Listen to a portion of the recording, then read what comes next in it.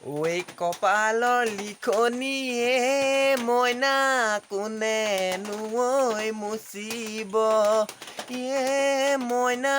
কোনেনো ঐ লিখিব মইনা সকলোবোৰ ঈশ্বৰৰ লীলা আহিবনে এনে দিনে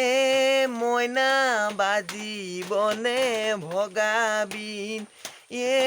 মইনা বাজিবনে ভগাবিন মইনা থাকিবনে মৰমৰ চিন পইতা পুতনিয়ে মইনা পুৱাতে জতাই দিবি মইনা পুৰা